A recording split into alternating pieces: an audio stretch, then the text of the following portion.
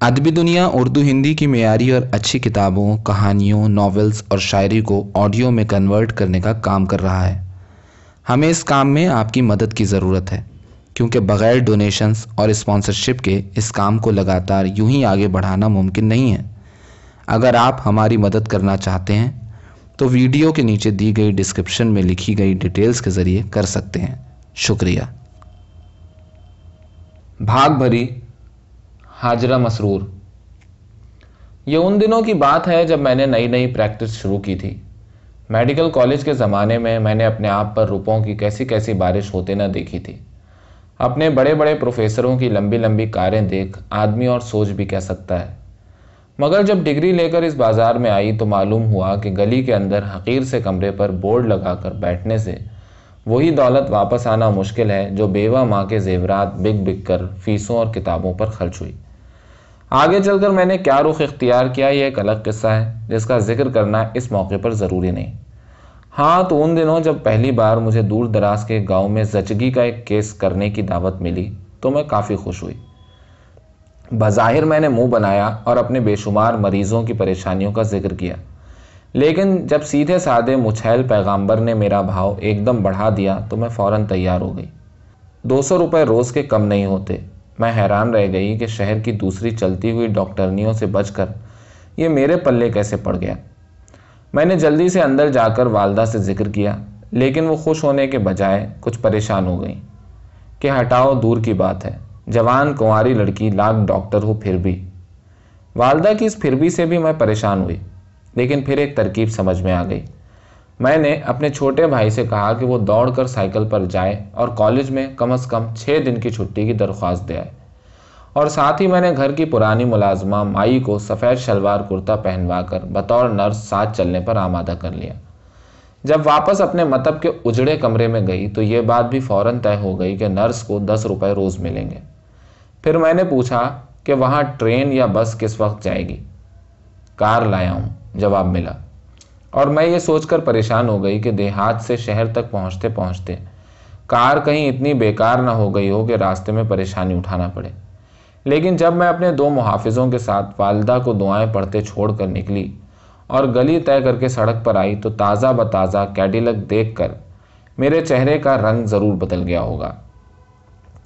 मैं पछताई कि मैंने फ़ीस और ज़्यादा क्यों ना मांगी। रास्ते में मेरे छोटे भाई ने कुरेद कुरेद कर कई बार ये मालूम किया कि हम ज़िला सरगोधा के एक जागीरदार के यहाँ जा रहे हैं। जागीरदारनी मुसिर थी कि लाहौर से डॉक्टरनी बच्चा जनाने आए। बड़े अरमानों की पहली ज़चगी थी। कई घंटे के सफ़र के बाद हम लाहौर से मुख्तलिफ दुनिया में वारिद हुए। एक छोटे से गांव में एक बड़ी सी हवेली हमारी मंजिल थी। बड़ी सी बैठक के दरवाजे पर पीली पड़ती धूप में 1 दर्जन शिकारी कुत्तों को शाम का राशन तकसीम हो रहा था, और 10-12 आदमी उन कुत्तों की जंजीरों से लिपटे हुए थे।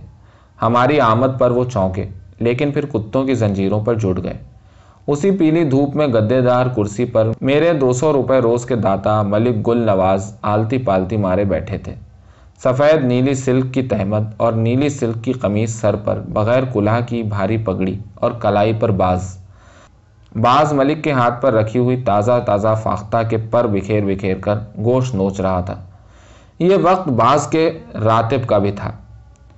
कैडिलक के इस मालिक का तसव्वुर मैं ख्वाब में भी नहीं कर सकती थी, मगर फिर भी इस माहौल से मैं काफ़ी मरूब हो गई। डॉक्टरनी साहब, बड़ी तकलीफ़ उठाई आपने, मैं आपको खुश कर दूंगा, मलिक ने गहरी नज़रों और भारी आवाज़ से बैक वक्त कहा।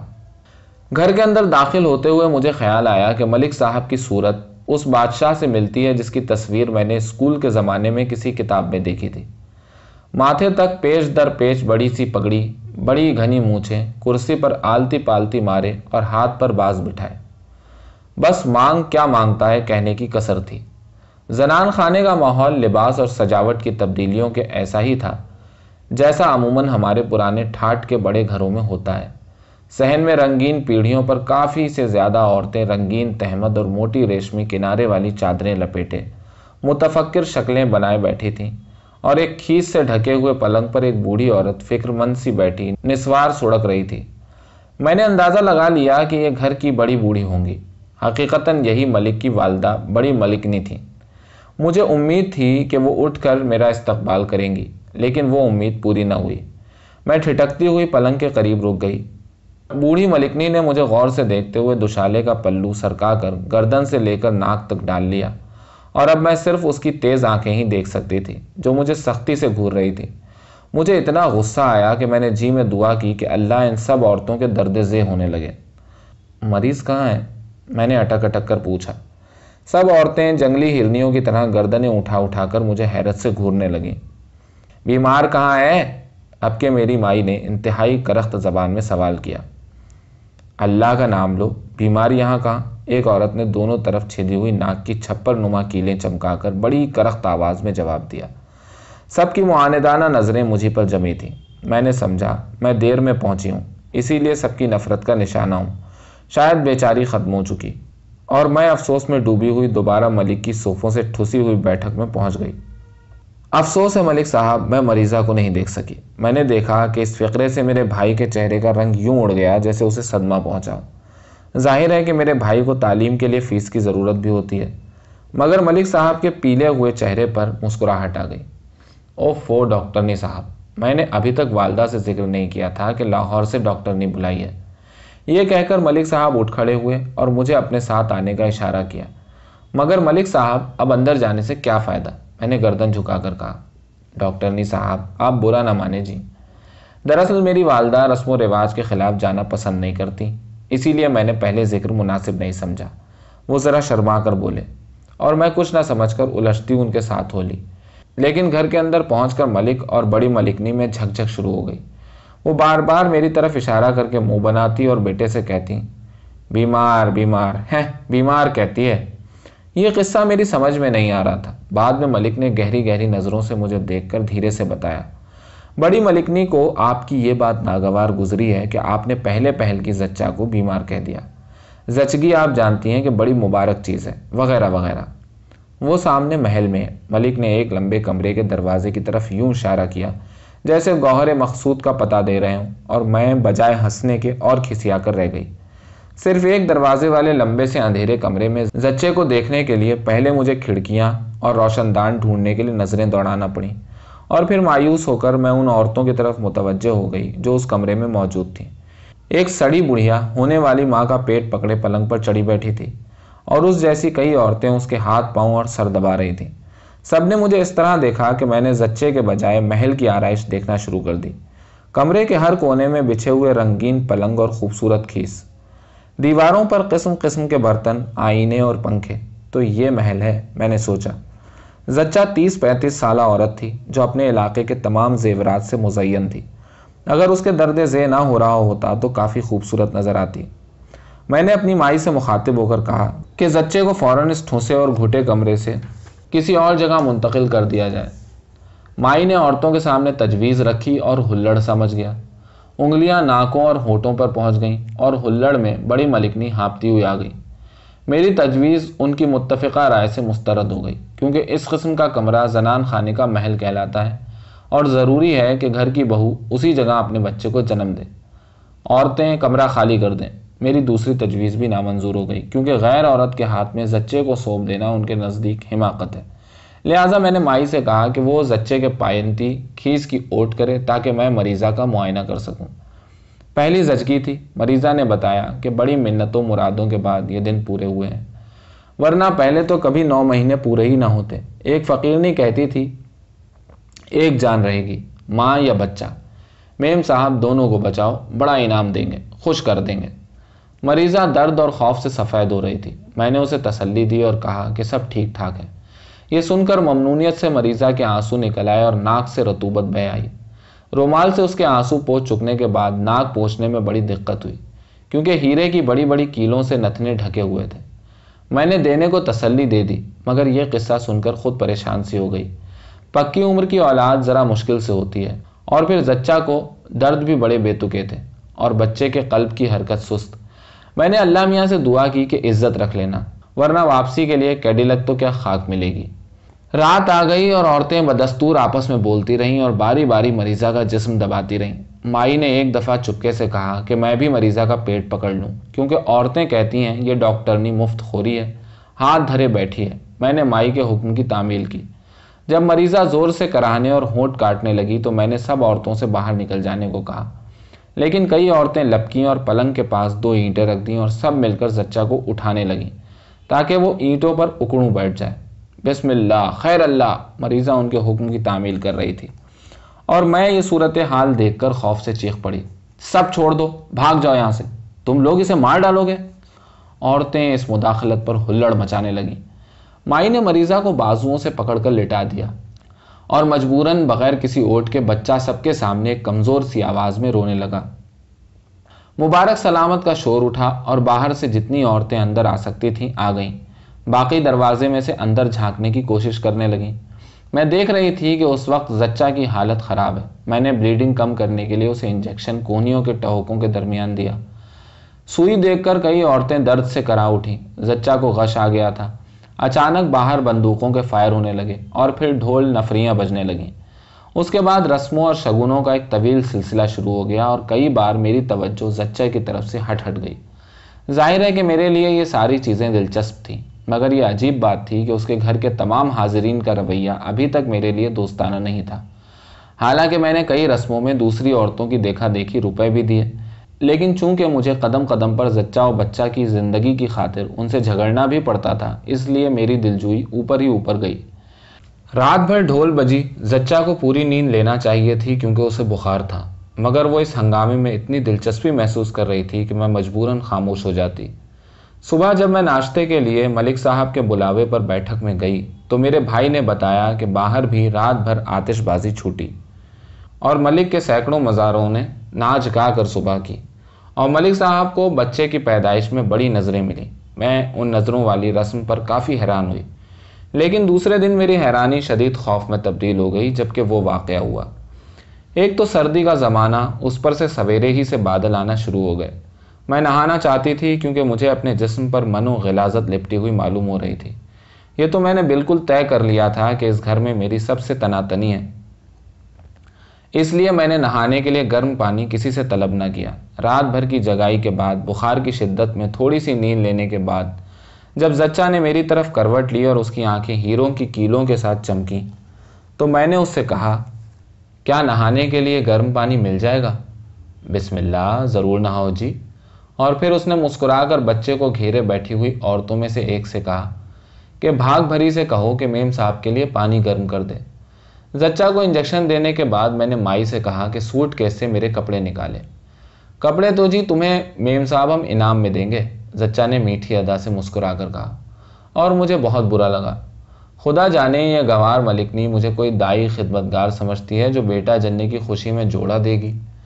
हम डॉक्टर हैं मालकिनी, अपनी मुकर्ररा फीस लेते हैं, जोड़े नहीं। मैंने गौर से मुंह बनाकर जवाब दिया और वो हैरत से मुझे देखने लगी। मेम साहब, तुमने हमारी खिदमत की है, फिर हम तो सभी को कुछ देंगे। अल्लाह ने ये दिन दिखाया है। अच्छा, मेरी माई को दे देना। मैं तो इतने में एक 10-12 साल की लड़की भदर भदर अंदर आ गई। खूबसूरत, तंदुरुस्त, चंपई सा रंग, माथे पर महीन गुंधी हुई मेंढियों की मेहराब, कानों में चांदी के बुंदे, ये भाग भरी थी। हम इसे भी जोड़ा देंगे, बेटा जो हुआ है। जच्चा मुझे अपनी बात का कायल करने पर तुली हुई थी और भाग भरी मुझे देखकर एकदम शर्माने लगी। पानी रख दिया भाग भरी? मेम साहब को गुसल खाने ले जाओ, जच्चा ने उससे कहा और मैं नहाने चली गई। नहाते हुए मैं झल्ला झल्ला कर सोचती रही कि कैसे लोग हैं, किसी की पोजीशन तक को नहीं जानते, जोड़ा देगी मुझे। जब मैं नहाकर सर पर तौलिया लपेटे निकली तो गीले बाल सुखाने के लिए सहन में बैठकर आती जाती धूप में सुस्ताने लगी। भाग भरी ने किसी कोने से मुझे देखा और दौड़कर मिट्टी के कंकरों वाली अंगीठी लाकर मेरे पास रख गई।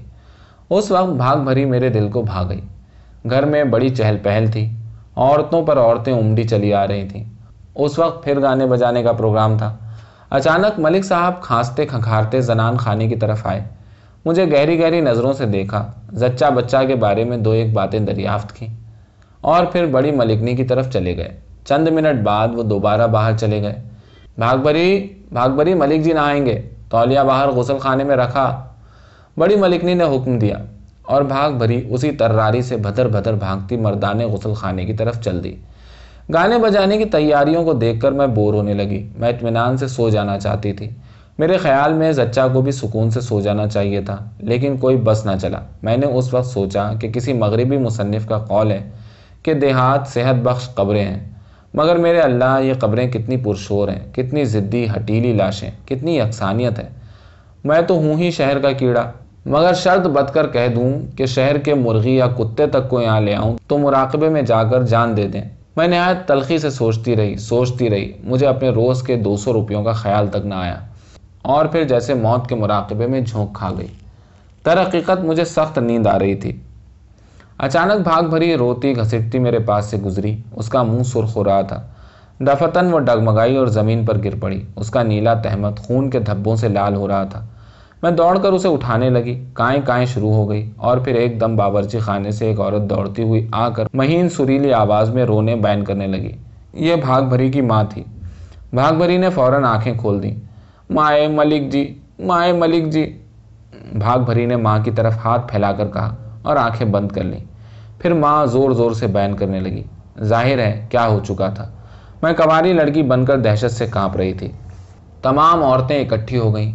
مایا مجھے کپکپاتا دیکھ کر سہارے سے زچہ والے کمرے میں لے آئی۔ اچانک صحن میں بڑی ملکنی کی دبنگ آواز شور کرنے لگی۔ مائی دوبارہ ٹوہ لینے باہر چلی گئی۔ میں سن سی بیٹھی رہی۔ تھوڑی دیر بعد ذرا سی خاموشی طاری ہو گئی۔ زچہ اب تک آنکھیں پھاڑے باہر کی آوازوں پر کان لگائے ہوئے تھی۔ جب مائی باہر سے آئی تو اس نے چپکے چپکے قصہ مختصر کر کے سنایا کہ بڑی ملکنی بھاگ بھری کی ماں کو روک رہی تھی کہ بچے والے گھر میں رونا مت ڈالو، لیکن جب وہ اپنی بچی کی حالت کی بیان ہی کرتی گئی تو بڑی ملکنی آپے سے باہر ہو گئی کہ تیری لڑکی خود مستانی ہوئی ہے، تولیہ رکھ کر وہاں کیوں رکی، مرد ہے کیا کرے۔ اور یہ بھی کہا کہ بڑی بیٹی کی عزت کی دہائی دینے والی آئی، وہ دن بھول گئی جب تیرا خاوند کھیتوں پر ہوتا تھا اور تو ملک جی کی بیٹھک میں۔ بھاگ بھری کی ماں نے رو رو کر اپنی ہم چشموں سے فریاد کی تو بڑی ملکنی اور بھی جل گئی کہ دیکھیں کون ہے مریم بیویاں جنہیں تو پکار رہی ہے۔ اس پر وہ دھیرے دھیرے خاموش ہو گئی۔ بھاگ بھری کی ماں جب رونے سے باز نہ آئی تو ملکنی نے اسے دھکے دے کر گھر سے نکال دیا۔ جاتے ہوئے وہ بھاگ بھری کو لے جانا چاہتی تھی، مگر جواب ملا نہیں جائے گی، آج کام بہت ہے حویلی میں، سب رشتے ناتے والے جمع ہیں، ایسی کون سی موت آ رہی ہے بھاگ بھری کو۔ ہائے لونڈیا خون سے تربتر ہے، توبہ میری، کیسے بے وقوف لوگ ہیں۔ خامخواہ بھاگ بھری کی ماں کو اور غصہ دلایا اور وہ ایسے غصے میں گئی ہے کہ پولیس لائے گی، دیکھ لینا۔ مائی نے ختم شد کے طور پر ایک زوردار آہ کھینچی اور سوچ میں غرق ہو گئی۔ میں نے ڈرتے ڈرتے زچے کی طرف دیکھا۔ وہ خاموش اور سنجیدہ لیٹی ہوئی تھی۔ اس کے پہلو میں اس کا منتوں اور مرادوں کا پہلا بچہ گنڈوں اور تعویذوں سے گندھا پڑا تھا۔ میں نے سوچا اف، انسان کے ساتھ شیطان کیوں لگا ہوا ہے۔ اب یہ پہلا بچہ دیکھو اور باپ کے لیے جیل کا دروازہ کھلا ہوا ہے۔ خیر چاہے مجھے زچہ ہی پر کتنا رحم کیوں نہ آئے، میں تو سچی گواہی دوں گی، بھلے ہی مجھے 200 روپے روز کے نہ وصولوں۔